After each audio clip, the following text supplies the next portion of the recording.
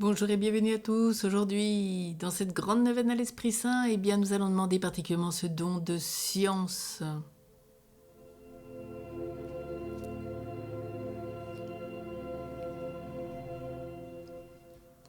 La vraie science, ce n'est pas du tout de tout connaître et d'avoir réponse à tout. Dieu seul est omniscient. La science que l'Esprit Saint nous donne est réaliste. Elle grandit avec nos efforts. C'est le fait de savoir exactement ce qu'on doit faire au moment présent afin de plaire à Dieu, de le contenter dans la situation, l'état de vie où je suis, dans la vie concrète où je me trouve, dans un lieu d'incarnation. C'est tout le réalisme. Et les saints vivent dans le présent. Un saint Padre Pio nous dit bien que le passé est confié à la miséricorde, l'avenir à la providence, et que nous sommes invités à vivre le présent. Oui, savoir ce que Dieu me demande, c'est tout le réalisme extraordinaire des saints. La vie se simplifie, devient forte et réaliste. Après la résurrection ou réanimation de la fille de Jaïr, alors que tous les témoins s'étonnent et s'agitent, Jésus dit « Donnez-lui à manger ». Quel réalisme!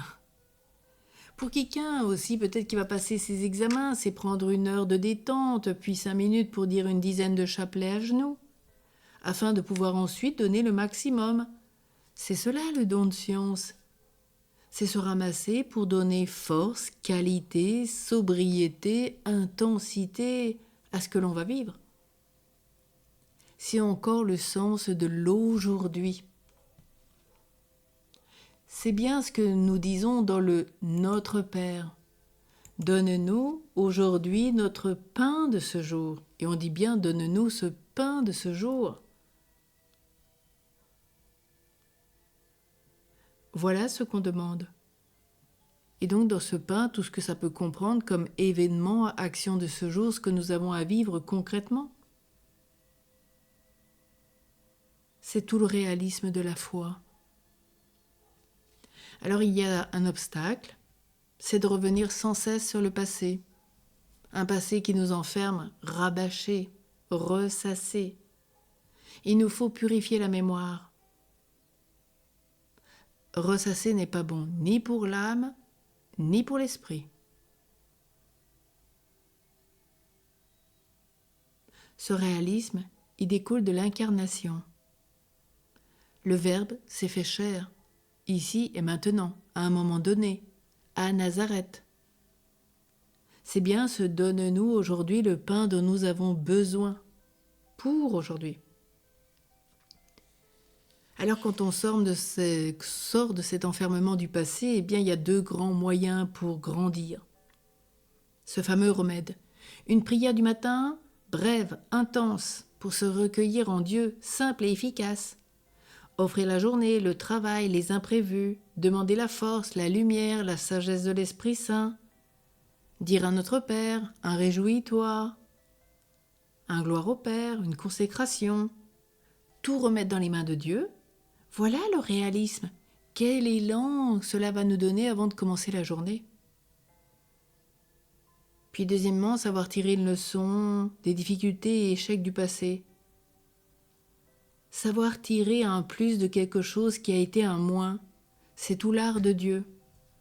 Du péché des hommes, il en a tiré plus d'amour.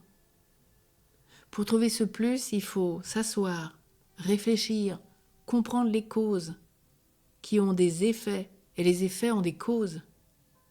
Il faut apprendre à dépasser, à tirer les leçons pour entrer dans la vraie science de Dieu. C'est indispensable d'apprendre à se connaître. C'est la science des sages et des saints.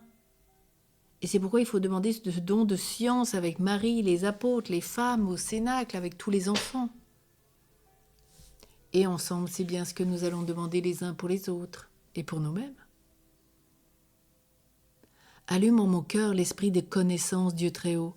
Que ta science entretienne en moi l'espérance qui surpasse tout désir. Qu'au milieu des changements de ce monde, mon âme se fixe en toi, ici et maintenant.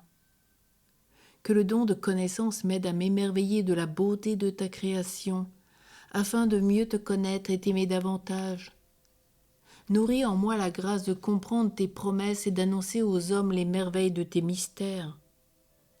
Et aide-moi à faire exactement ce que tu veux que je fasse en ce moment pour plaire à Dieu, le contenter dans l'état de vie que j'ai en ce moment. Amen.